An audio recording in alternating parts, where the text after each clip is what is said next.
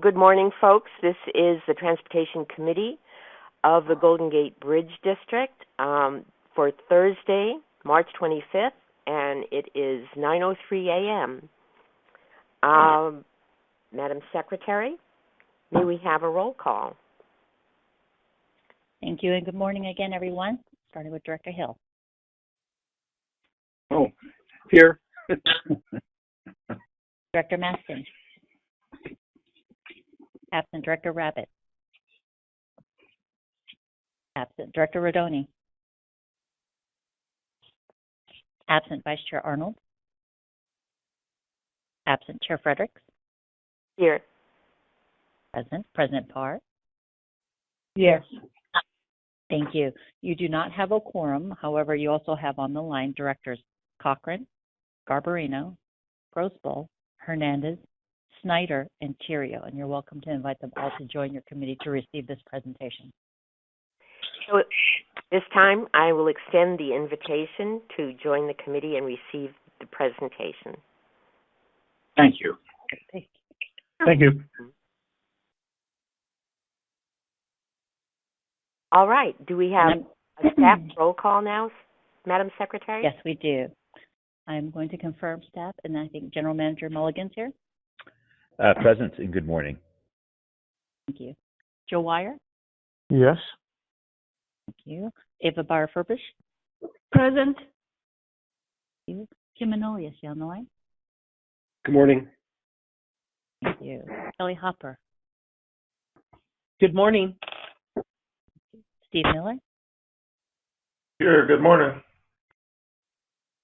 Mona Babauta? Not here. Jim Flindler? Present. All right, great. Thank you. That confirms staff on the line. Thank you, Madam Secretary. I would like to remind everyone to mute their phones until after staff's presentation, and please remember to unmute when we open up for director discussion. After the staff's presentation, I'll be asking for any comments or questions. If there are questions, the Secretary will call on you. After the discussion portion, we will ask for any public comment before moving on. Each page of the meeting packet is numbered on the bottom right-hand corner for ease of following along, and we'll announce what page we're on. We'll move now to agenda item number 3, which is the report from the Accessibility Bus and Ferry Advisory Committees. The report is on pages 3 to 40 in your packet. Are there any questions, comments, or concerns from the directors on this item? Madam Secretary, do you see anyone? No, I have no questions. I don't see anyone popping up on my screen. So this concludes the presentation on this item. Before we move on, though, is there anyone from the public wishing to speak on the item? Thank you. Give us 1 second. Sure.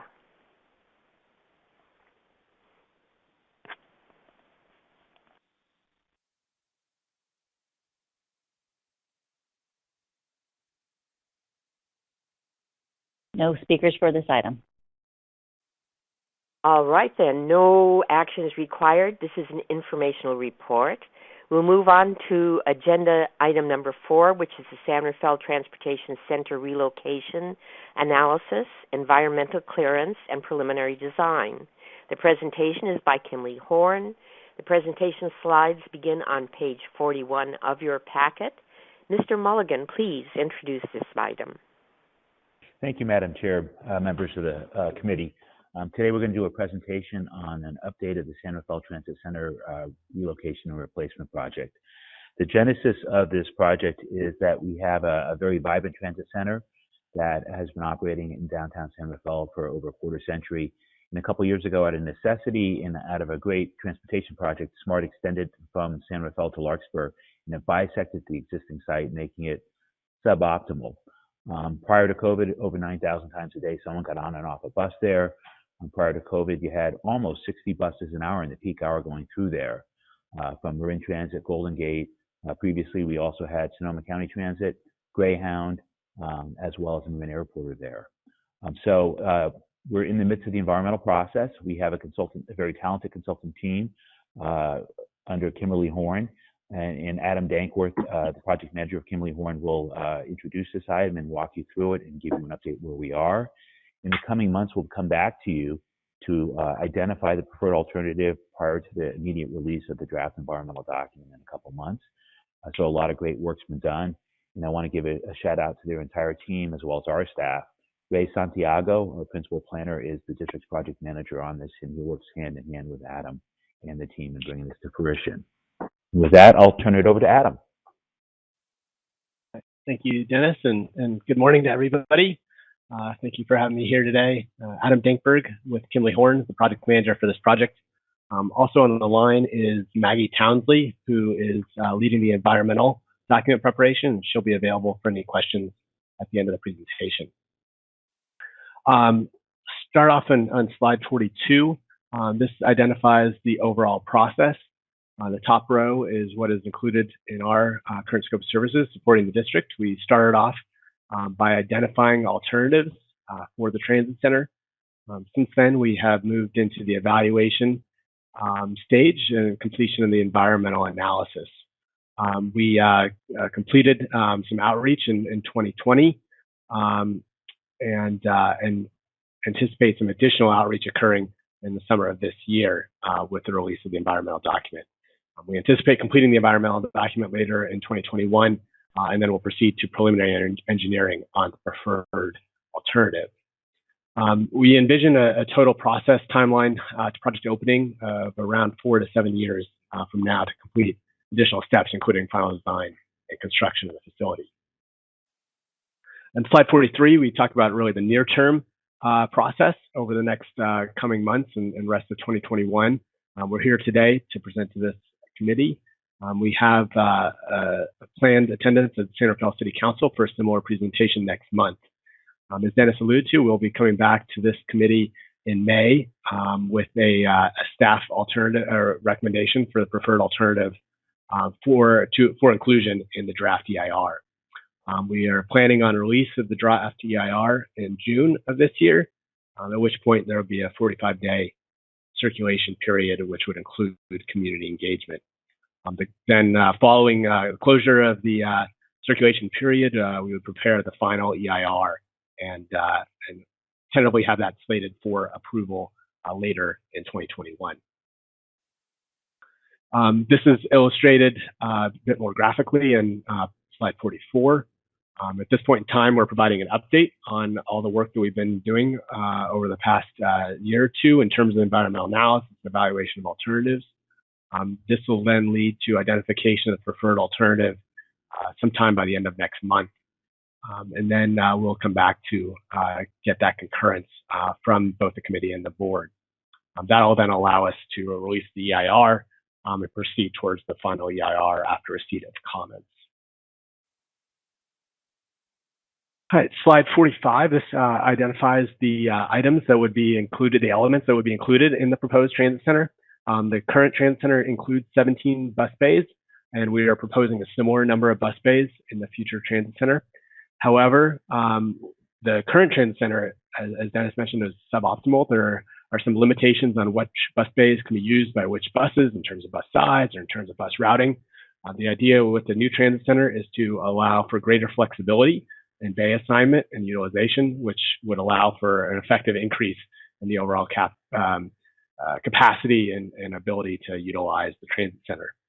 There will be a number of other components to the transit center. I'll highlight anticipation of including green LEED treatments for the customer service building, the large customer service space, public restrooms, as well as pickup and drop-off space for private vehicles, for TNCs and taxis, as well as for shuttles and microtransit uses. In the next slide, there's a number of benefits that all of the alternatives that I'll cover today will provide. This includes the improved accessibility for bus routes, which would reduce the amount of circulation on local San Rafael streets, which both benefits traffic circulation as well as benefits the transit service, making it more reliable and efficient and effective for users.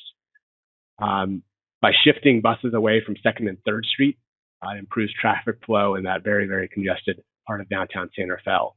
By providing new transit center facilities, including new technology, it allows for a greener and more desirable facility, not only for users of the transit center, which is certainly paramount, but also for the Golden Gate employees that work there. And as I mentioned, there would be flexible curb for a variety of uses to allow for adaptation in the future as transit service delivery and other transit access modes evolve over time. And so these features are common amongst all the alternatives and provide a benefit relative to the existing transit center. The next slide, slide 47, indicates the location of the three alternatives that are being considered and discussed in this presentation. They're all located in very close proximity to the existing transit center, which is currently just south of 3rd Street, west of 101. So these are all north of 3rd Street in a very similar area. Previous analysis that we've done in the area indicates that this is the right place to place the transit center, as it's the crossroads of the north-south spine through Marin County 101, where a lot of the express routes operate, as well as the east-west corridor that connects the Canal, San Rafael, Fairfax, and San Anselmo, where a lot of the local routes operate. So this is really the ideal place for a transit center, and it's just a matter of picking a site that works and is effective for users as well as for operations. Next, I'll cover the 4th Street Gateway alternative, which these alternatives, there's 3 alternatives, as I mentioned. They're organized currently alphabetically, as we have not selected a preferred alternative at this point. So slide 49 depicts the 4th Street Gateway alternative. To orient everybody, north is to the right. At the bottom of the screen, running across the screen is US 101. So to the left is to south on 101, and to the right is north on 101 towards the Civic Center area. On the left, kind of above and to the left of this, let's see, above at the top of the screen and above is more the downtown San Rafael area. So this concept would basically shift the transit center across 3rd Street and extend up to 5th Avenue. There would be driveways on 3rd, 4th, and on Heatherton Street with bus bays east of the SMART tracks. So there are approximately half the bus bays would be located south of 4th, approximately half would be located north of 4th. With this alternative, there would be bus bays along Heatherton Street in a similar configuration as the current southbound express configuration approaching 2nd Street. This allows for more efficient bus routing, but what it does is it requires a preclusion of the southbound right turn from Heatherton to 4th Street. So that right turn would be prohibited, and vehicles would be instead routed to either 5th or 3rd. We do highlight on here that because the bus bays are split on both sides of 4th Street, there would be a number of transfers across 4th. All alternatives include a new customer service building and amenities. In this alternative, that customer service building would be located adjacent to Heatherton Street, north of 3rd Street. So that would include waiting areas, ticketing, customer service, potentially some retail, security, things of that nature. Slide 50 highlights some of the passenger experience and includes a couple of renderings that we've prepared. I'll note that while we did ask the community for some input on aesthetic themes, the design of the shelters and other transit center structures has not commenced. So these are just placeholders or examples of what the visual treatment and architectural style of the facilities would look like. And the rendering in the lower left, this is looking from Heatherton and 4th to the southwest, showing a public plaza that would be a part of the project. In the rendering in the lower right, this is at Heatherton and 3rd, looking northwest. You can see the Whistle Stop building in the rear of the image. As I mentioned, in terms of passenger experience, this provides improved connections to SMART, very convenient connections, as many of the bus routes would be located on the same block. It provides convenient access to downtown San Rafael with 4th Street as the main spine for downtown, and this transit center would straddle 4th Street. And all the alternatives, but this one notably does create a better sense of place with clear lines of sight and aesthetic treatment. Slide 51, so we did a very thorough and in-depth analysis of effect on both traffic operations as well as transit operations with each of the alternatives. With this alternative, because of the removal of the southbound right turn to 4th Street and its replacement with the dual southbound right turn to 3rd, there actually would be a small to moderate increase in delay per vehicle as a result of that change. In terms of transit benefits, there would be some benefits to bus travel time and reliability in the PM peak period. primarily associated with getting the buses out of the really congested 2nd Street corridor. But because of background traffic growth on the network as a whole, bus travel time in the AM peak period would actually increase relative to no build as traffic, particularly in the Heatherton 3rd, 4th segment builds with background traffic growth. Slide 52 talks about some other considerations. As 4th Street is the main pedestrian corridor, the addition of driveways on 4th Street for buses is noted as a potential barrier for pedestrians. This site is, the northern portion of the site is zoned as Opportunity Site D in the Station Area Specific Plan. As we note in the 3rd bullet, there's an opportunity to introduce plazas and other sense of place opportunities along 4th Street as shown in the rendering of that public plaza along 4th. There are 2 Victorian-style Queen Anne buildings located on 5th Avenue that would be affected by this project. They would need to be relocated or removed, and they're potentially historic. The total cost for this alternative ranges between $40 and $55 million. That includes all aspects of the project going forward. Next alternative is under the freeway alternative, slide 53. So now slide 54 depicts what this alternative looks like. Again, north is to the right. This is between Heatherton and Irwin, with the western half of the site being underneath the 101 viaducts. And the viaducts are shown in a light gray running from left to right on the screen. There would be driveways to the transit center, to the bus bays from both Heatherton and Irwin, both north and south of 4th Street. The driveway connections to Heatherton would span over Irwin Creek, which runs underneath the 101 southbound viaduct. Most of the bus bays would be located north of 4th, with some bus bays south of 4th. And the customer service facility would be located on the northwest corner of Irwin and 4th Street. The passenger experience would be a little bit different with this alternative. The image in the lower left is the view from Heatherton and Irwin and 4th. And you can see the bus bays on both sides of 4th Street.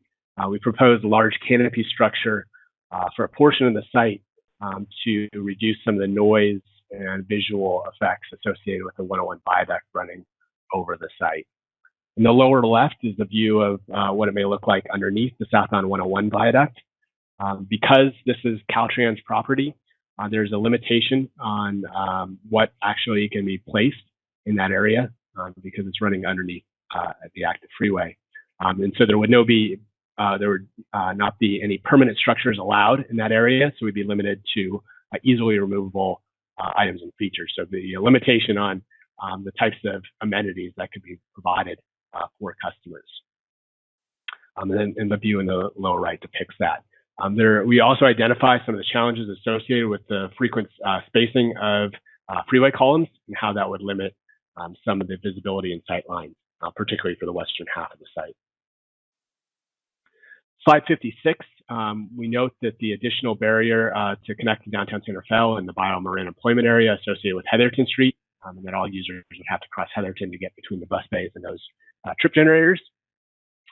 There would be some transfers across 4th Street, although fewer than in the previous alternative. Passengers going to or from SMART would also have to cross Heatherton Street, and many would have to cross 4th Street in order to access the SMART station. It does place the transit center somewhat closer to Santa Fe High School, which is a major use generator for the transit center today. In terms of effects on operations, in slide 57, there would be some new driveways on Heatherton, Irwin, and 4th, but otherwise no changes to the circulation network. There would be a small to moderate decrease in delay per vehicle, primarily associated with shifting the buses out of 2nd and 3rd in Heatherton area. There would be moderate to significant benefits to travel time, in part due to placing the transit center along the natural path of travel for the express buses on 101. In particular, the northbound 101 routes would no longer have to actually cross the west and get to the west of 101. They could access the transit center directly from Irwin. So that would have benefits to bus travel time and circulation. Slide 58, there is an opportunity site located on the eastern portion of the property identified in the city station area plan. The second bullet identifies that the space underneath the freeway is currently a Caltrans park and ride lot. We would be removing at least 72 of the existing spaces. That park and ride lot is at least pre-COVID, was fully subscribed and very heavily utilized. And so 72 of those spaces at a minimum would be impacted. In discussions with Caltrans, they have identified that they would need to be replaced one for one in a nearby location. We have not identified where that location would be at this time. As I noted earlier, this land is owned by Caltrans, and Golden Gate would not be able to acquire the property. It would be a ground lease of the property. As a result, Caltrans will retain the right to evict Golden Gate Transit without any compensation if repairs are necessary to 101, in which case the cost for finding a new location for the transit center would be assumed to be borne entirely by the district or its partners. Slide 59, in terms of some other environmental considerations, the bridges over Irwin Creek would result in additional covering of the creek, which would trigger both temporary and permanent environmental impacts, requiring mitigation in other areas, as well as additional permits.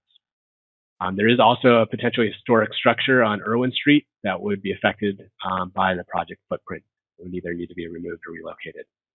The cost of this alternative would be 60 to 85 million associated with the additional impacts and mitigations, as well as the acquisition of the ground lease.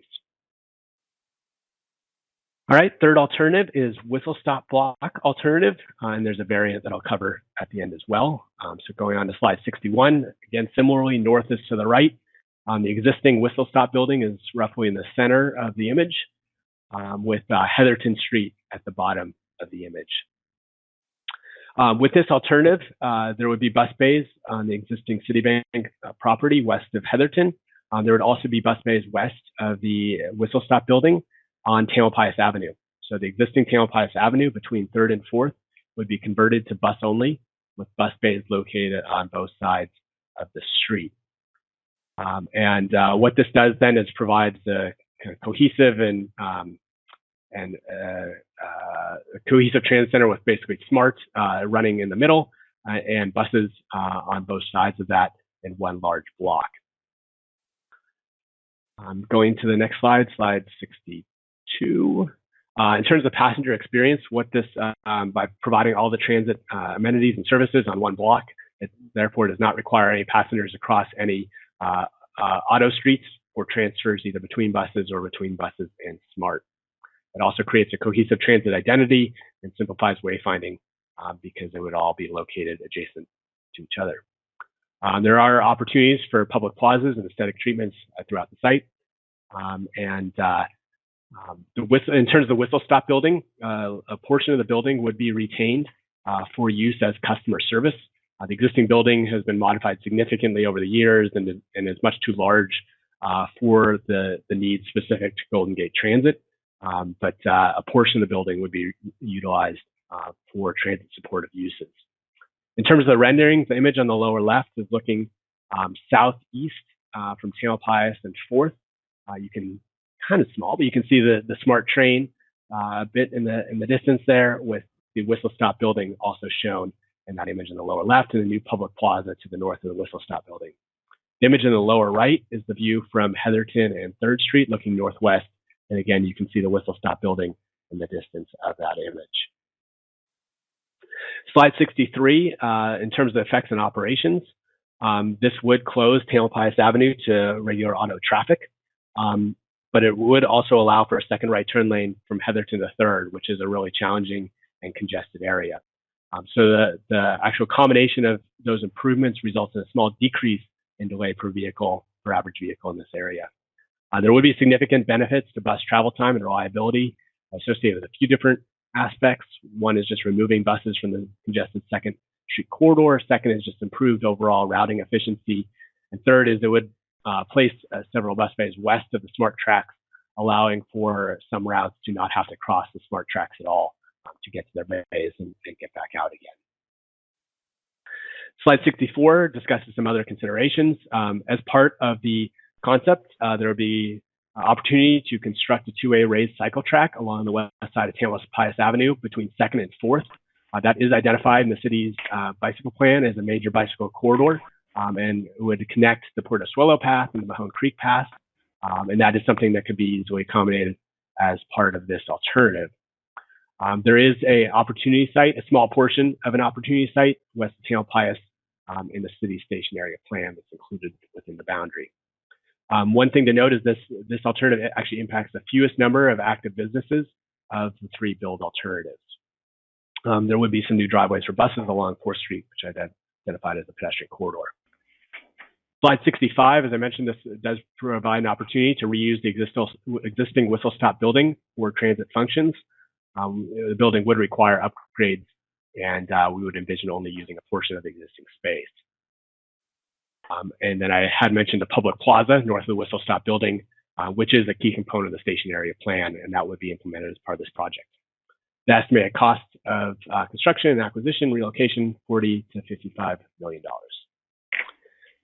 As I mentioned, there's a variant to this alternative, and this variant is very similar in nature, but actually flips the whistle stop building and Tamalpais Avenue. So if you go to slide 67, you'll see that now Tamalpais Avenue is adjacent to the SMART track, whereas the whistle stop building is located to the west.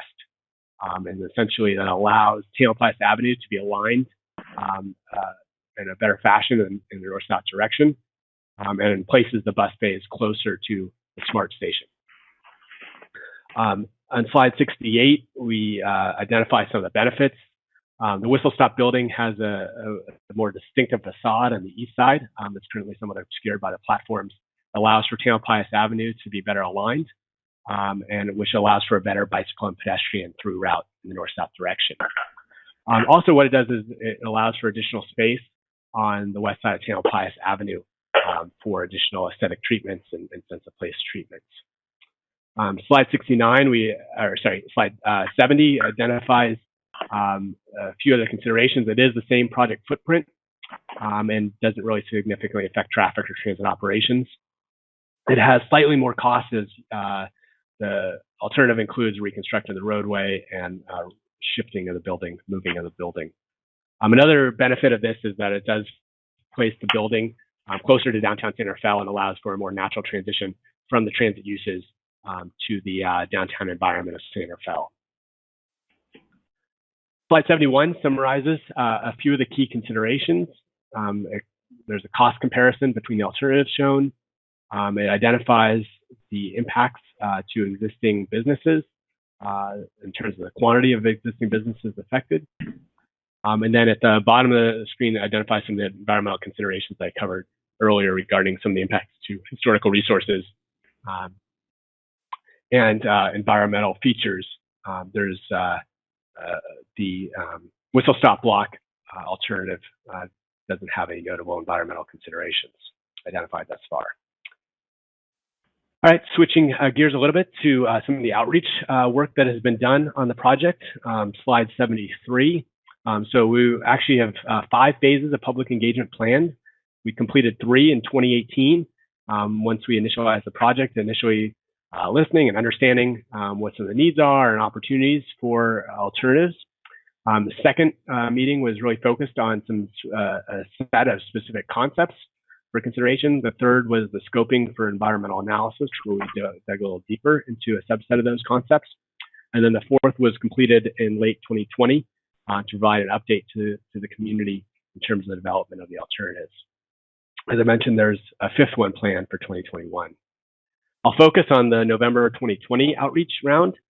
We conducted quite a number of activities to reach a broad cross-section of the community. This included a partnership with the Canal Alliance, where we hosted a Facebook Live event on the Canal Alliance feed. That Facebook Live event has thus far received over 4,800 views. In addition, we conducted 32 hours of bilingual outreach activities at both the Transit Center and the Food Pantry using the Canal Alliance's promotores to help connect with transit users and members of the community. In addition, we did a community meeting via Zoom with 50 attendees plus an additional 120 online views after the completion of the meeting.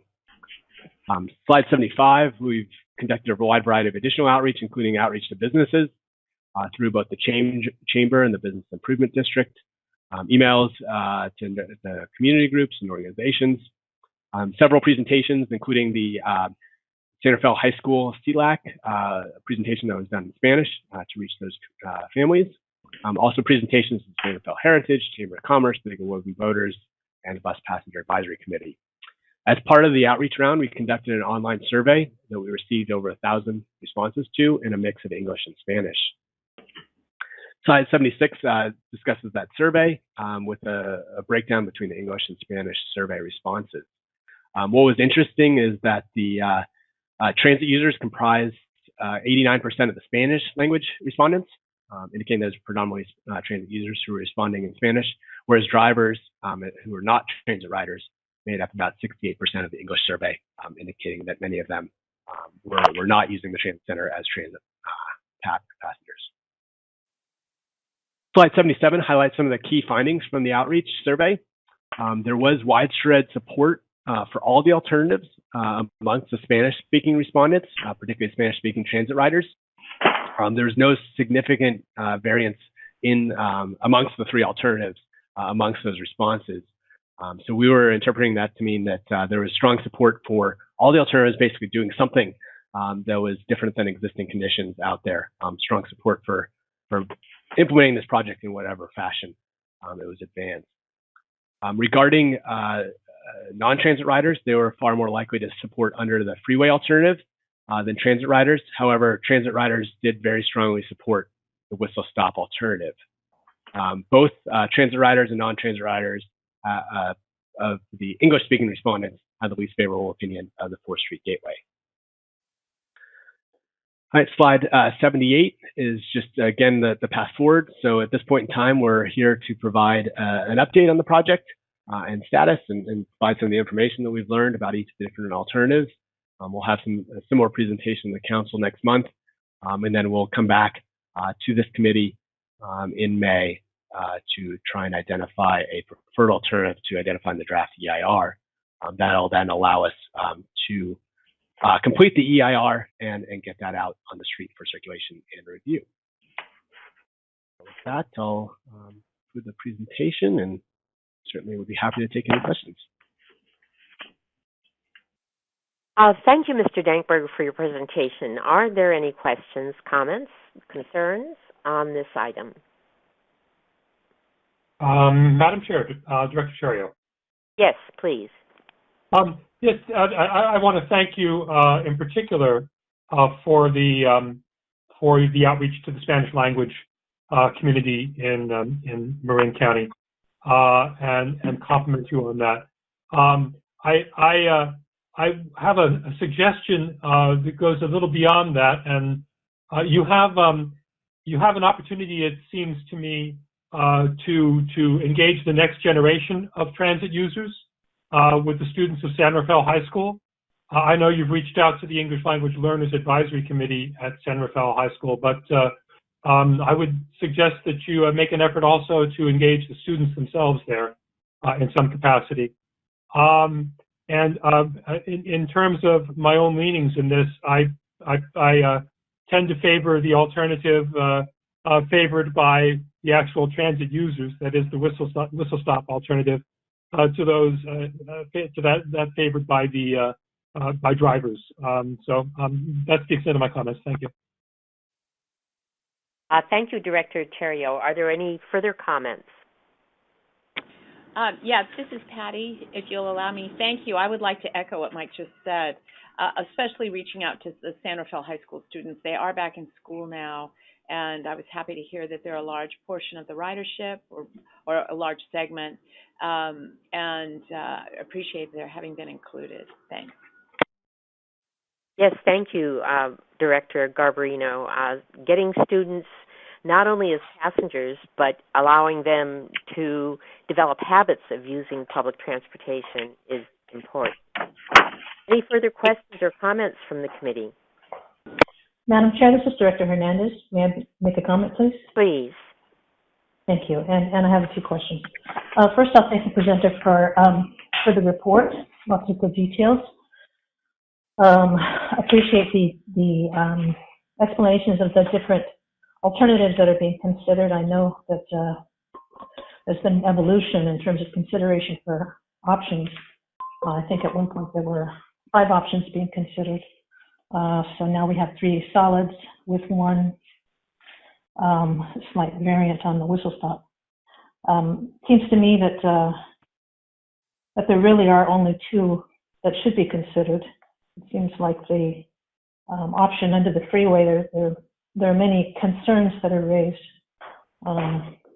relative to the fact that there's going to have to be bridges. We're going to have to build bridges over creeks. It's not going to be a very good experience for our riders who will need to cross streets where there are cars, like busy, and certainly under the freeway is not the best aesthetically or otherwise with the columns and the dark spaces and the limitations and the inability to have any recourse if Caltrans decides that there's going to be some kind of a construction necessary and might be booted out. So there, for a number of reasons, the under the freeway option just seems like a non-starter. But moving on, I want to echo some comments that were made by some of my colleagues with regard to the outreach. Certainly, the Latino community and those who are connected with Canal Alliance are some of our the largest group of riders using this transit center.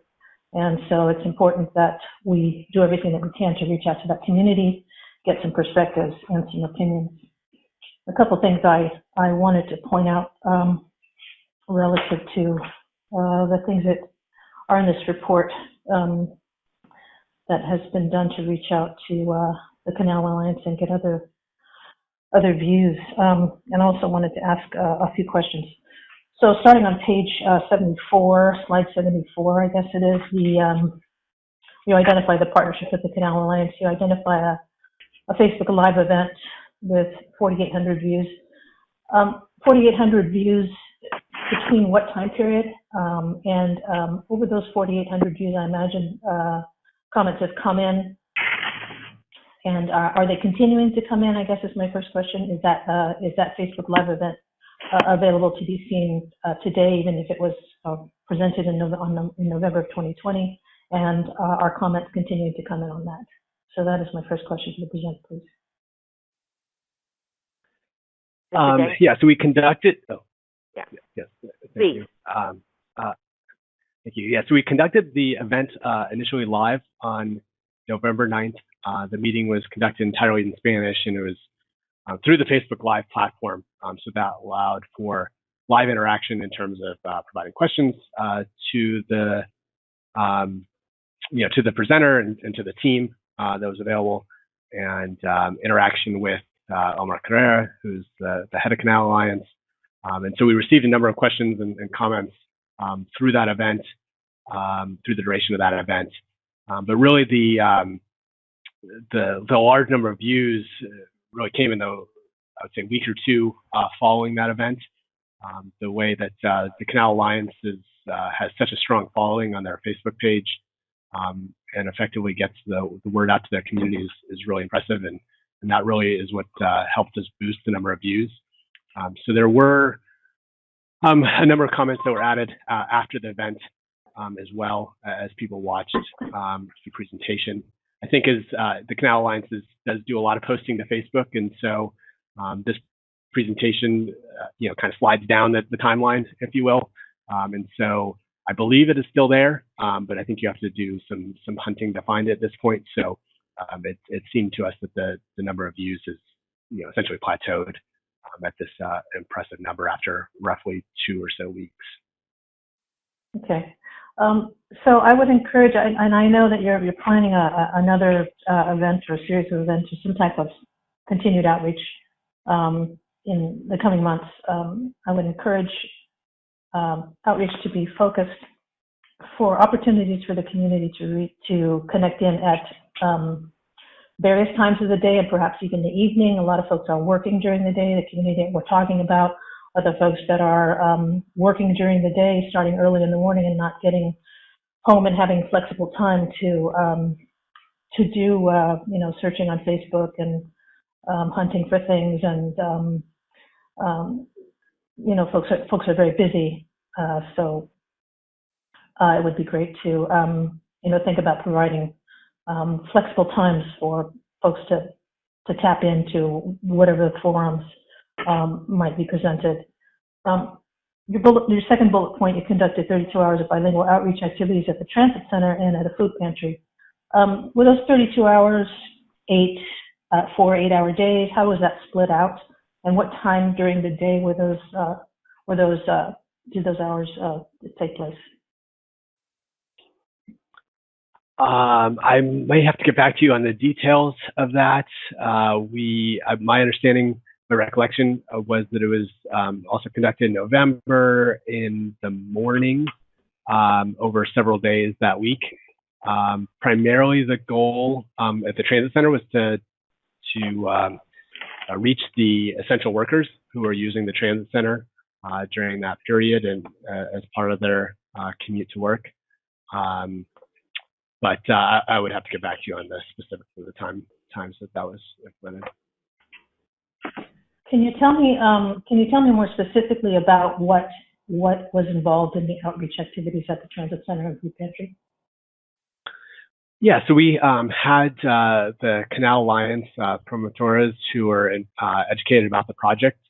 They had iPads that connected to the survey. The main goal was to drive survey participation, inform the folks about the survey and about the project, and to drive survey participation so that we could aggregate the feedback along with the other feedback that we've heard.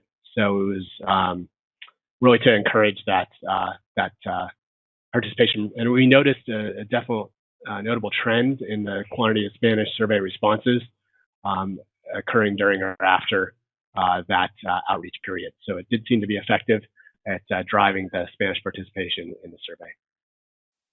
That's great. So individuals had iPads. They were walking through the transit center and at the food pantry saying, "Hey, did you know there's a survey being taking place right now? This is how to look for it.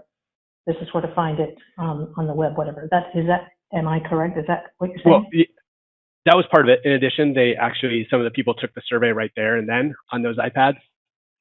They took safety, health and safety precautions, given that obviously COVID was in full swing at the time, and so they had wipes and did socially distant survey activities. But there was an opportunity for respondents to actually take the survey right there and then as well.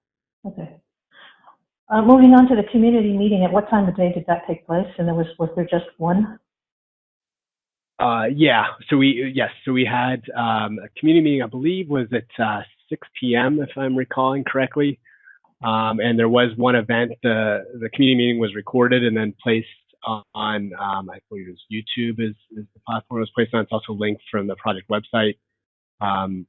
The meeting was really focused on a presentation that had some similarities to the presentation that was given today, as well as then addressing Q&A. The goal was to be able to put this presentation, make it available to all, even those who couldn't attend at that time of day. But yes, it was. I think it was in the evening on November 17th. Okay, so for those who may have attended the community meeting after November 17th, was there an opportunity to provide feedback? Yes, yeah. So we have an open forum on the website, and actually we encouraged everybody to send in questions even before the meeting.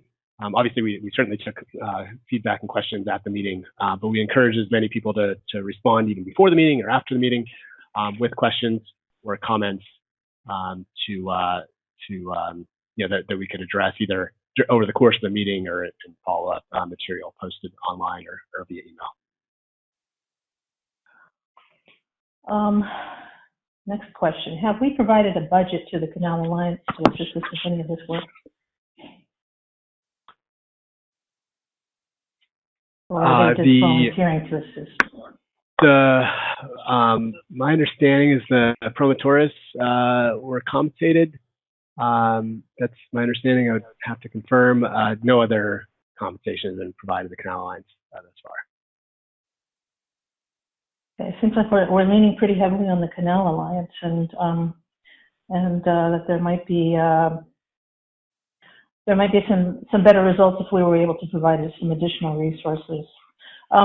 There is on that same slide, there's an image of, can you describe that image there that's on the recent public outreach activities page? What is that image? Yeah, that's a screenshot of the Facebook Live event. So this is the kind of main image that you can see is us, the slide deck that we were presenting in the Facebook Live window. The image, so basically there's a screen capture of what somebody who would be viewing the meeting would see. In the upper right was our Spanish language presenter, and then the right column was the chat box where attendees could interact and provide their feedback and comments and questions. Okay. I just want to point out for folks who may not speak Spanish that the translation in the chat box is not necessarily making a comment about that's relative to the relocation of the San Rafael Transportation Center. Rather, it is a plea for additional morning buses in the canal area, indicating that many folks are being left behind in the mornings and that there are dangers in always being late to work. And there's also a plea for another Larkspur bus and then it gets cut off. I don't know what the rest of it says, but something relative to there's no coverage for something or other. So it's just to note. Okay. Moving on to page 75. I had a question with regard to the San Rafael High School English Learner Advisory Committee. When you say that there were presentations to 110 plus families, how did that exactly happen? Given that school is not taking place, and can you tell me about that process? Can you describe what that involved? Yeah, I know it was an online presentation. Actually, district staff were the one who delivered that presentation. So I don't know if you can get some support from district staff regarding responding to specifics, but yeah, it was an online presentation to that group. So an online presentation to the group, does that mean it's something that was just posted to the English Learner Advisory Committee page and there were 110 families who had access should they choose to look at it? Or was it at some kind of a formal meeting where there were 110 families present? It was a live event. Okay. And there were 110 families signed in? I'd have to, I think, investigate that and get back to you on that. Okay. We have a sub-consultant that assists Adam's team that is not available on the call today, so we'll have to get detailed written answers back to you, Director Hernandez. Okay, thank you. It's important to get down to this information. This is a community that is predominant in terms of those using the transportation center out in San Rafael, and I just want to, we're dealing with a lot of complications right now in terms of access, in terms of the COVID and the limitations that the pandemic puts on our ability to sit and meet with one another and get information across, and appreciate the consultancy and all of the groups that are assisting us in trying to connect with these communities in these different ways under these difficult circumstances. But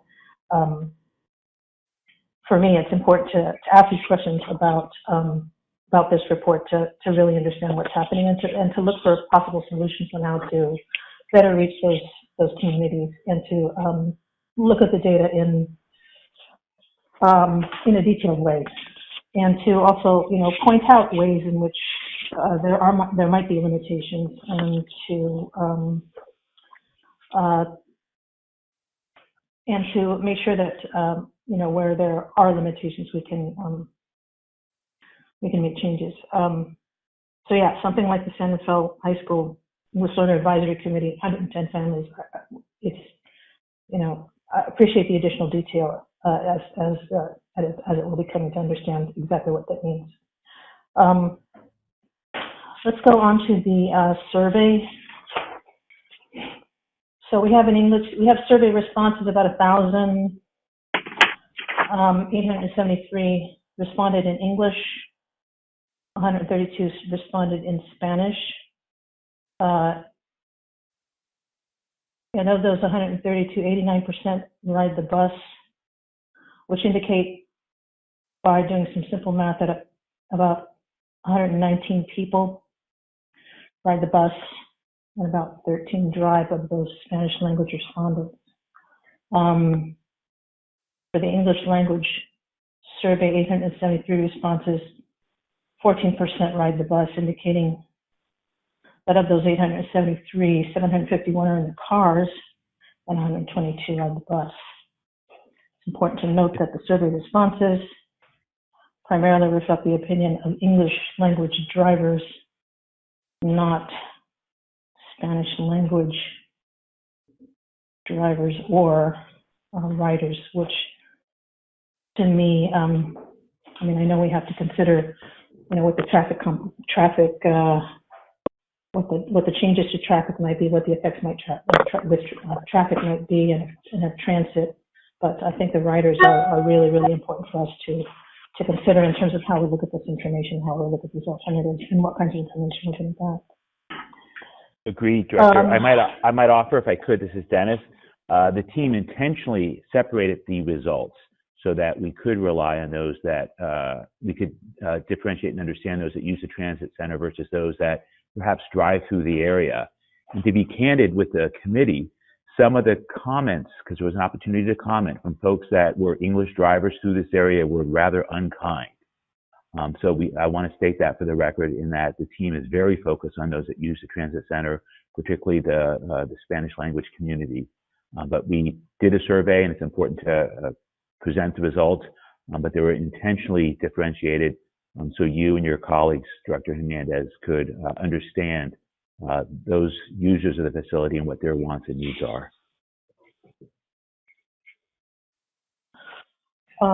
Thank you, Dennis.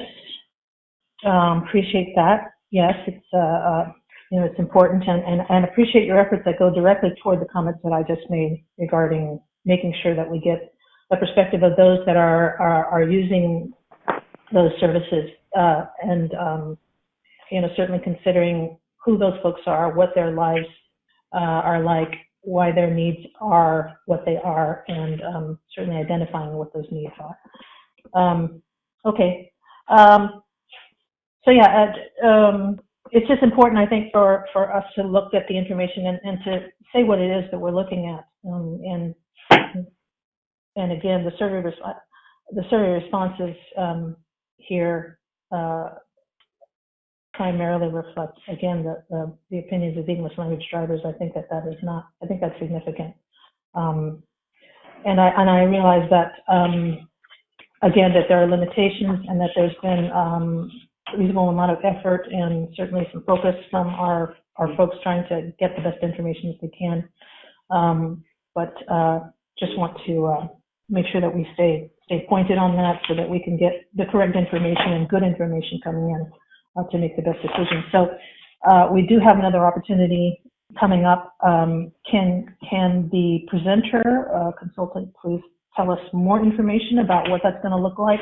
How many meetings? What kind of forum?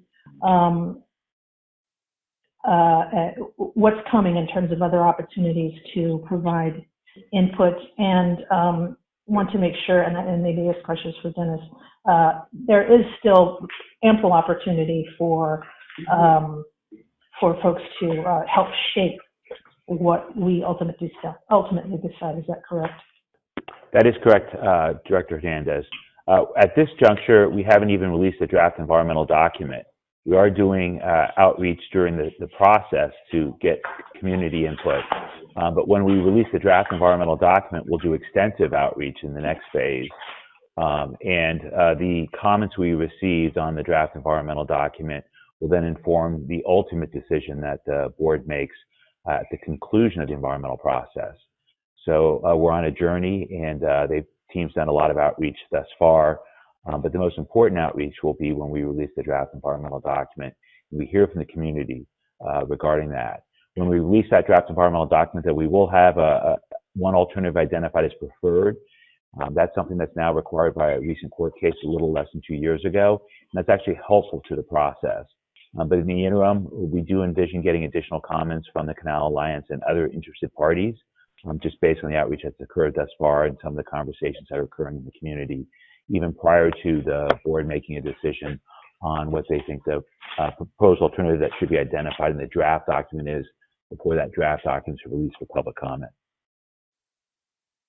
Thank you, Dennis. And before the consultant has an opportunity to respond to the question I had regarding fleshing out what the upcoming opportunities for input will be, I have a question that's on top of my head before I lose it. I just want to ask it. I'm referring to page 42, and this is about timeline. The current stage we're in is the evaluate options and environmental concerns. In terms of the timing, we have additional outreach planned for this summer and anticipated completion in 2021. Is that completion that's in that bullet point referring to the outreach? Or what is that? Are we anticipating that yes, what is the anticipated completion in 2021? Completion of outreach, is that what that refers to? Yes, that's so, referring to the, oh, sorry, go ahead. That's right, you go, Adam, then.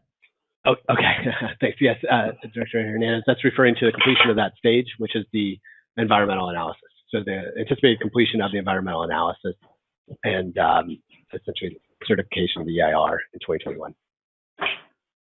So July and August would be the most documents extensive. Should be completed by the end of 2021. Is that correct? That's correct. And that's a legal decision that will be made by the board. Okay. So between summer and the end of 2021, all of the outreach will be in and the environmental document will be finalized. Correct. The way the process is that once the board certifies the draft EIR for release, we'll commence a extensive outreach period for about 45 days to solicit public comment. At that juncture, the draft environmental document will have the detailed environmental analysis of the alternatives and how they affect the various things that under state environmental law are required to be evaluated as it affects the community and the environment. At the conclusion of that comment period, then it comes back to the team, and the team and the district will draft proposed responses to all the comments we received, and then we'll come before the board with the findings from the draft environmental document, with the responses to the comments, and with a proposed decision for the board to consider in the approval of the project. Okay, and you're all the experts. That seems like a tight timeline to me. Finishing outreach in the summer and then having something finalized by the end of 2021. Is that am I overly concerned about that? Is that an ample amount of time to get data assimilated and finalize a document in your expert opinion? I think it's an ample amount of time. If we get 20,000 comments, it won't be, but we anticipate that that'll be an ample amount of time, and if we need more time, we'll come back to the board and tell the board that we need more time to make sure we adequately address all the comments we receive. Okay. Could the presenter please talk about the events coming up for opportunities for input, specifically from the Spanish language community, if possible? Thank you. Yeah, we actually have not detailed out the outreach plan for the summer. That's something that we'll certainly be putting together in very short order, but there's still certainly time to provide input and guidance in terms of us developing that plan. Might I suggest to Director Hernandez that we could have the staff and the consultant team put together a write-up that talks about the details of the outreach we've done thus far, because I think you'll want to evaluate that, and then we could also, as part of that, put together the proposed outreach going forward. We could send that to the committee members and the interested directors. That's a great idea, Dennis. I'd be very interested in that. One last comment or expression of concern and maybe a proposal. I'm not sure if it's in order, but the Spanish language communities everywhere are really strapped right now. Not only are we dealing with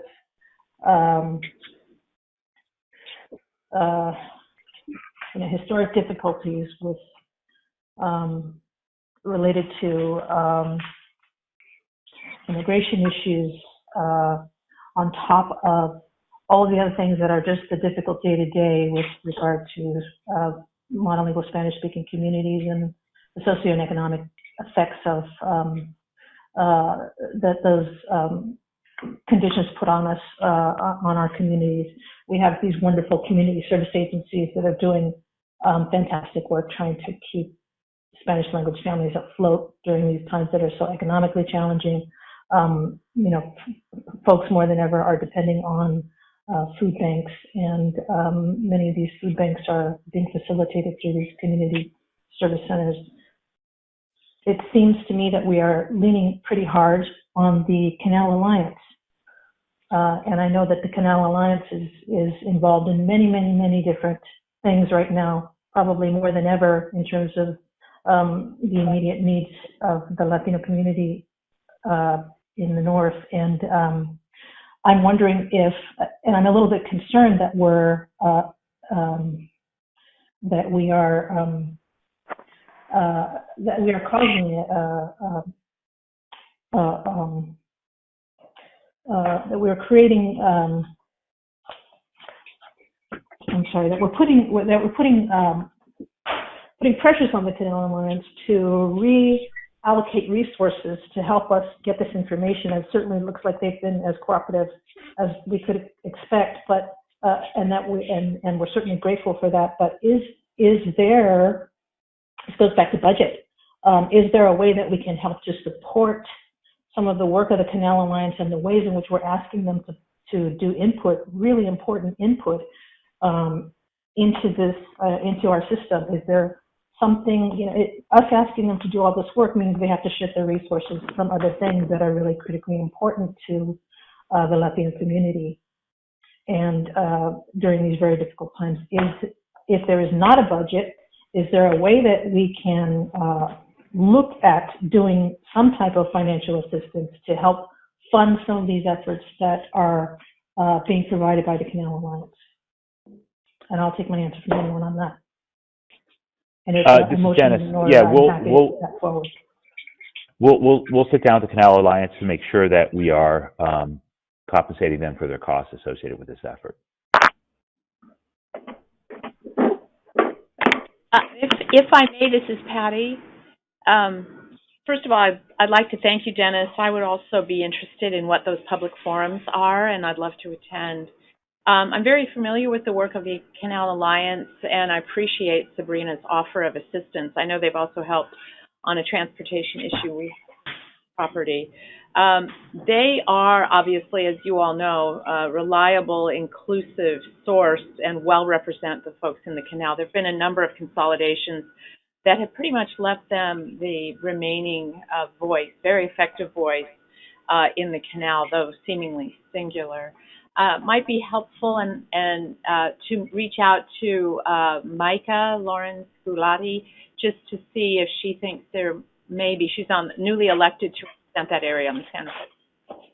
And she's wonderful, if there might be some other pulse we could pick up on. I think we're well suited with the Canal Alliance, and I appreciate Sabrina's assistance to them. They do a great job. Oscar's wonderful. Thanks. We'll definitely be following up with new council member Micah as well as the Canal Alliance. Chair Fredericks, this is Barb. If I may make a comment. Yes. First of all, I appreciate everyone's comments, and I think I think the consultants have done a good job so far. What I'd like to make sure we have on the table is, as we talk to more and more people in our surveys, no matter what they are, I really appreciate the fact that it was pulled out for the Canal Alliance, the writers versus the non-writers. The writers all know what it's about, and I think that's where our responsibility lies as a board. The non-riders all have an opinion, and they're more than welcome to that opinion, and we'll listen to that opinion, but I think our loyalty lies with our riders. So whenever you have outreach, if you can make sure and differentiate, like when you talk to the students will all have opinions. Some of them are riders, some of them are not. And I think it's the riders that we need to pay close attention to. That's my only comment. Thank you. Thank you. Is there any further comment? Yeah, Madam Chair. Chair Fredericks. There was someone before you. Please announce your name so I know who to call on. This is Bert Hill. Bert. And Director Rabbit. Director Rabbit, I think you spoke up first. Oh, thank you very much. I'll be quick. Appreciate the comments very much. I think if anything that we've learned through this pandemic at local government is how to reach people where they are.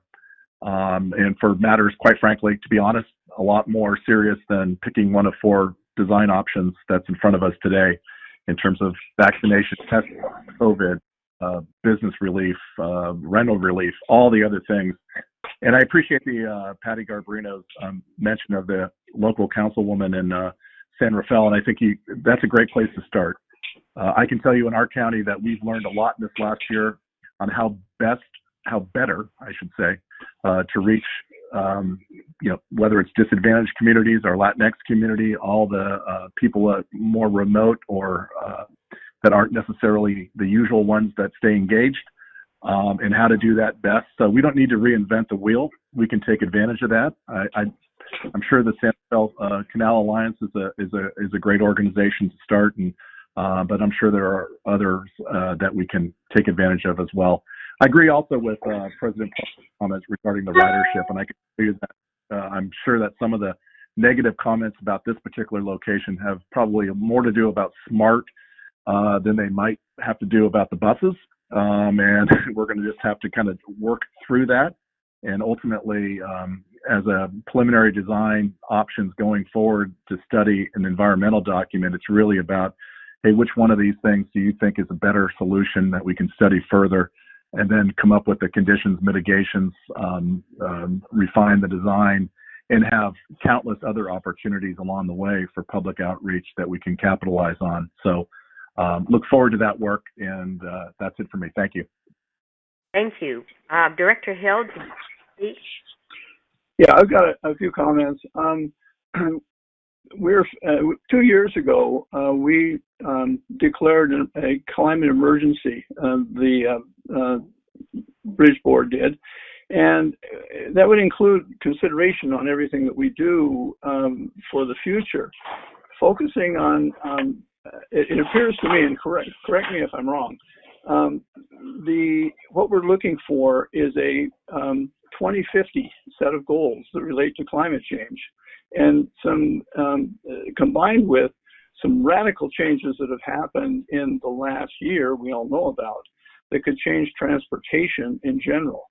So with a mix of all of these things, and a second comment with it, I suspect the EIR does not take these issues into consideration because they're pretty new, and I don't know all the direction of the EIR, but I think we need to be conscious of the fact that there are going to be great changes in the basis that we've used to make these decisions already, not the least of which is the introduction of autonomous vehicles and of radically different traffic, because by 2050, we are going to have a goal of zero emissions.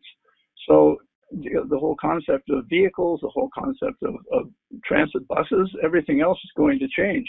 And that would include how we're going to recharge these buses, how we're going to deal with that infrastructure.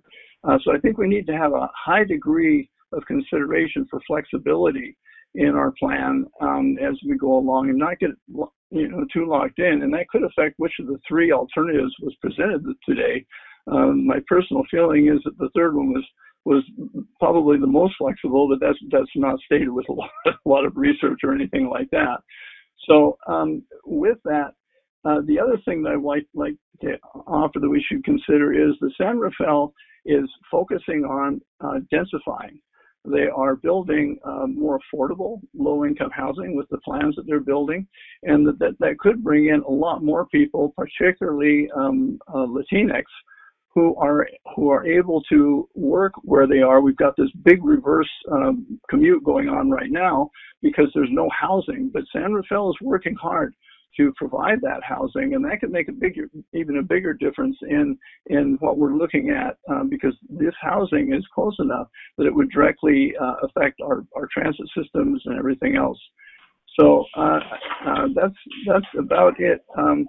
Let's see what else I've got here. I also want to thank Directors Terrio and Hernandez for their very thorough views and sharing what they did to this morning.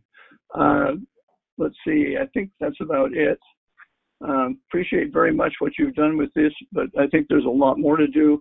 And please take these issues into consideration because they're probably going to affect us starting with next year when we go back to some form of what we call normal. Thank you. Thank you, Director Hill. Is there any further comment from the committee or attendees? I am hearing none. I would just like to... Madam Chair, this is Director Hernandez. I'm sorry, I was on mute. May I speak just shortly, please? Please, please. I just wanted to cap off. Thank you very much. I just wanted to cap off my detailed comments with a further thanks to the presenters and to Dennis for adding some of that critical detail, and I look forward to the additional information that is to come forth, and appreciate Dennis following up on my concerns with regard to the stresses on the Canal Alliance. And I agree with my colleague, Director Hill, in that there's plenty more good work to be done. There are a lot of things going on right now, and some are very stressful, and certainly vaccinations and getting a hold on the pandemic are critical and important. But we need to get everything as right as we can. And so I think all of this discussion is necessary and good, and looking forward to continuing on with this and getting it right. Thank you very much, Madam Chair. That's the end of my comments. Any further comment? Yes, Director Fredericks, this is Judy Arnold. Go ahead. Thank you. Yes. Is Director Rodoni here today? He's on the list. Okay. Well, the reason that I'm saying that is I would suggest that a representative from the Golden Gate Bridge for this project consult with the supervisor who represents the canal, and because that has been a top of our list in doing budget meetings, and I just think that the supervisor from there, which I believe is Rodoni. It's either Rodoni or Connolly, and I can find out right away. But I would suggest that they meet and talk to them. The county might say, well, here's the county staff you need to talk to for upcoming plans. But I think I would suggest that this be part of what they do. Thank you, Director Arnold. We're planning on having our project team do a presentation to perhaps a joint meeting of the Transportation Authority of Marin and Marin Transit, which would then capture all the supervisors. Great. It's very important because, a lot of the people that ride buses through the transit center are actually on Marin Transit, and they're local constituents from all throughout Marin. Right. So we'll want to make sure everyone gets briefed, including Director Rodoni, who represents the canal. Great. Thank you so much. Thank you, Director Arnold. Are there any further comments? All right. If I'm speaking over you as you unmute, just speak up. I would like to especially thank Director Hernandez for really clarifying the extent and adequacy of outreach on the issues of the transit center, especially for the transit-dependent communities and their support systems.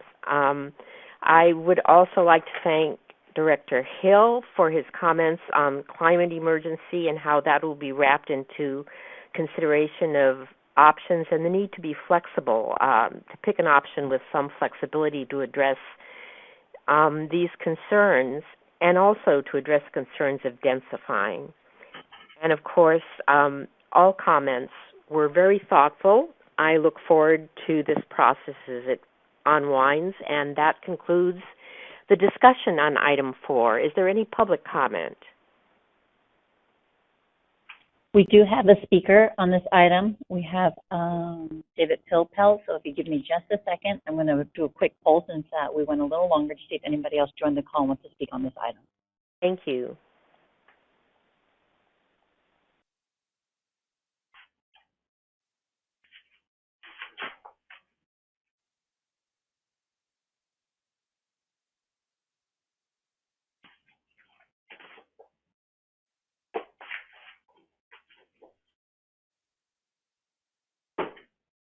Okay, we're going to connect the line right now, and we have David Pilpel here to speak.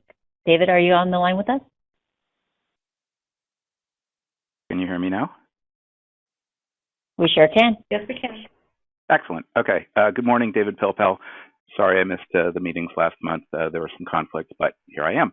So on the San Rafael Transit Center, this was discussed at the Bus Passengers Advisory Committee in January and last week at the March meeting. It seems that the emerging consensus from BPAC that you'll hear about probably after the May meeting is against the under the freeway alternative, which is consistent with the other comments that were made from transit riders. I tend to support a version of the whistle stop block alternative, keeping and reusing the building. I assume that that alternative would acquire the building and the district would determine its use. I tend to support moving Marin Transit and TAM into the building and making it more of a transit office hub. I hope that whatever alternative is ultimately selected will improve the passenger and customer experience and not increase district operating costs. I wanted to say thanks to Ray Santiago and the project team, both staff and consultants, for their continuing work on this.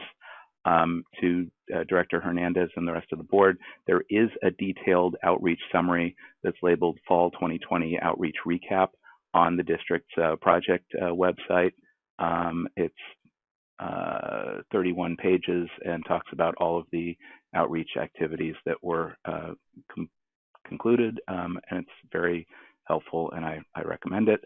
And just last, wanted to reference that Chair Fredericks represents Tiburon, which is an historic Northwestern Pacific Railroad maintenance location. The San Rafael Transit Center is a critical regional transit hub. I'm well aware of the history behind all this, and ultimately I think we should thank Peter Donahue and his vision constructing the San Francisco North Pacific Railroad, without which we probably wouldn't be here, and none of this would be discussed, and the entire Tiburon Peninsula, San Rafael, and much of Marin County would not have developed the way it did. So I'm very appreciative and recognizing the history here. Thanks very much. That's it for public comment. Clarification that I actually am a representative from Marin County and its cities, not just my city. I'm sorry, Amaret. Please go ahead. Oh, no problem. I was going to say that we only have David Pilpel for public comment, so I just wanted to tell you we're wrapping up public comment. Thank you. That wraps up our public comment. No action is required. This is an informational report. We'll move on to agenda item number 5, which is the monthly report on bridge traffic, transit ridership trends, and transit service performance. The staff report begins on page 81. Dennis, do you have anything to report related to this item? No, just the written reports before you to highlight that for about 6 months, travel's been flat in the corridor. There may be some localized traffic that you see along the corridor, but people traveling from the North Bay into San Francisco is by our bridge, our bus, or our boat, and the numbers have been pretty stagnant now for 6 months. So we look forward to the reopening as people get vaccinated, but we're not there yet. And with that, I can answer any questions that you have. Madam Secretary, are there any board members who wish to speak? I'm not seeing any bleeps pop up on my screen, so I think we're okay. We're okay. Okay, so that concludes the discussion on this item. Thank you, General Manager Mulligan. Is there anyone from the public wishing to speak on this item? We have no speakers on this item. There are none, so no action again is required. This is an informational report. The next item on the agenda is item 6. It's also an informational report on the monthly activities related to Marin Transit. General Manager Mulligan, do you have anything to report on this? Just to make the committee aware that we operate local bus service in Marin County under a contract with Marin Transit, and that contract is approaching a renewal date. Marin Transit has expressed an interest in renewing the relationship and continuing at about the same level of service from us, maybe even a slight increase. You may recall that we're one of 3 operators that provide local bus service in Marin County for them. And so staff is starting the conversations and discussions and negotiations with them. And we'll have an item that will come back to the board later this year to have a new multi-year contract with Marin Transit. And with that, I'm available to answer any questions that you may have. Are there any questions or comments from the directors? Madam Chair, this is Director Hernandez. Yes, please. Thank you very much. To Dennis's comment with regard to the renewal of the contract with Marin Transit, I've noted that during a couple of meetings, the public, our drivers, others have commented that there aren't enough routes, there isn't enough frequency. We've heard that recently in a number of meetings. People are being left behind, et cetera, et cetera. It's difficult for our bus operators. It's certainly difficult for the riders. I just like, and also in the comment that was in the survey just this morning, where the individual who had an opportunity to make comments about the relocation of the transit center was actually making comments about the difficulties in getting buses. I'm not sure if that individual was talking specifically about the Marin routes or the contract or routes that are under the contract with Marin Transit. Dennis, you would know that. But in any case, if there's an opportunity to evaluate the contract from the standpoint of the district having some say as to the frequency of the schedule of the routes, or if there are any limitations to the district being able to influence the routes so that we can make sure that our riders are being well taken care of. Perhaps this is a time to include language in the new contract, or consider language in a new contract that would give us increased authority. I know in my discussions with Dennis in the past about these concerns, the response has always been, oh, well, that's Marin Transit. If there's an opportunity to, and that reflects on the district, if in fact there's an issue of us not having control, that reflects on the district if Marin is making those decisions about routes, and the district is getting criticized for not providing correct or adequate service. So just a comment for Dennis. If there's a consideration, if that would be a good thing for us to do, then please consider that within the next round of negotiations. Thank you. If I may, through the chair, great question, Director Hernandez. With respect to the comment that was on the Facebook Live, that was with respect to a local bus route, the Route 35, that operates between the canal and the transit center. And then there's also the 36 that operates between the canal and then Terra Linda. So the buses that we operate for Marin Transit under contract do not bear our logo. They are Marin Transit buses. Several years ago, Marin Transit changed from an organization with one employee that we provided all the service to them to an agency that has its own staff, that does its own planning, and they have probably 12, 15 employees right now. They contract their service, they rebranded their service, so it's all branded for them. And so we're one of their operators, and they're very clear that we work for them. And so that in working for them, we provide the operators and we provide the maintenance on their equipment that has their brand, but they're not interested in us having a role in dictating their service. That would be like if Muni hired us to operate some buses in San Francisco, they wouldn't want us to tell them when the bus should be there or when it's not. That having been said, Marin Transit's done an exceptional job of working with us in avoiding the overcrowding issues. while people aren't traveling very much from the North Bay into San Francisco, essential workers are traveling around within Marin County. And so last summer, there's significant overcrowding issues with the implementation of social distancing. Marin Transit has added extra service in the corridor. Golden Gate has added some tandem buses for our routes. We have a bus that follows, or piggyback bus, if you wish, to deal with the overcrowding. But they've made great strides on that. They also have worked with us on the scheduling of the service. If we have a bus that's going along the freeway in Marin and then going to the city, we would like to carry people into the city. And so they've changed schedules so their bus might hit the pad before us. And so they've been working very aggressively and very diligently to minimize the path-up issue that has arisen. And they've made great strides in that. And I want to give kudos to them. And they've worked very collaboratively with our staff in addressing those issues. But they're very clear that we provide service that they design, that they dictate per the terms of the contract, and they do not want the Bridge District directing the service for local bus riders in Marin County.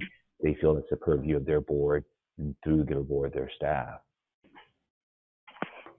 I appreciate that, Dennis, and thank you very much for continuing those conversations and staying on top of that. I imagine that there are lots of discussions happening now with the businesses opening up and moving into different tiers. So there's a lot of action happening, a lot of motion, and more good news hopefully to come in the near future with more openings and our economy getting back on its feet, which means more people will be hopefully riding transit, coming back into the city and getting to their jobs. And yeah, something to stay on top of. Thank you very much, Dennis, and thank you, Madam Chair.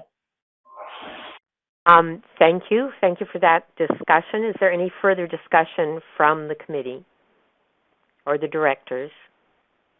I'm seeing none. Is there any further public comment on this? Actually, we don't have a public comment on this item, but we do have public comment under item number 7 on a public comment. So we're going to go ahead and then move into that and take it all together, if that's okay with you. Yes, it is. Okay, we do have David Pilpel on the line again. He wants to speak under public comment, so I'm going to bring him into the room. David, are you with us again? Can you hear me now? Hi, sure can you hear me? Yes. I think there's someone else who's trying to speak. Do you want to take that person first, or do you want to take me? We'll take David Pilpel first, and then the second caller. You can speak after he's done. Okay, thank you. Great, thanks. Okay, David Pilpel again. So on item 7, I did have a quick follow-up on the Marin Transit discussion, but I'll just do it all here.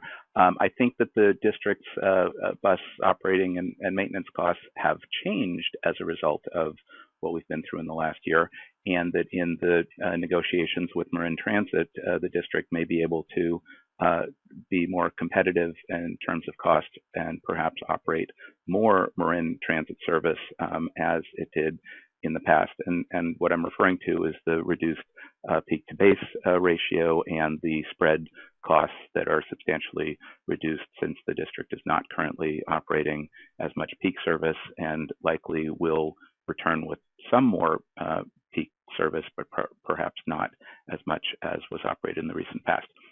Moving on, I read in the paper today that Assemblymember David Chu has introduced what I now understand is AB 629 on regional transit. I would hope that we would hear more from staff on that in the future. I believe there's no GAPI meeting tomorrow, but maybe next month, either at Transportation or GAPI. I still do not understand what the proposed network manager role is that MTC is promoting, and I recognize that I've missed some of the MTC Blue Ribbon Transit Recovery Task Force meetings and other meetings, but I'm still confused about what this network manager idea is. And finally, as businesses and schools reopen in the North Bay and in the city, I think we should hear more about the district's transit service restoration plans in the near term, over the longer term, what the uncertainties are, what some triggers and timelines may be, because hopefully we're going to be running more transit service in the future than we're running now. So there's that for the future. Thanks very much on transportation. Thanks, David. I'm going to call on the second caller who had spoken up. Are you still there? Yes. Can you hear me? There. Yes, we can. Hi, can you hear Go me? ahead. Yes, we can. Sorry about that. Hi, my name is Armand Damaluski. I'm a member of Seamless Bay Area, and I just want to comment, actually, specifically to item 4, but in general, I apologize. I just couldn't quite figure out the unmuting capacity. We just want to speak up in favor of the whistle-stop alternative. We think it's really, really important to prioritize the passenger experience. I think the work that staff has done here has been really great. How it doesn't require passengers to cross auto streets. It creates, cohesive transit identity. And in the spirit of sort of the legislation introduced by Assembly Member Chu, I think it would do significant improvement to create a more seamless transit experience throughout the Bay Area. The effects on visibility across the street, would be contingent, but it creates a better sense of pace.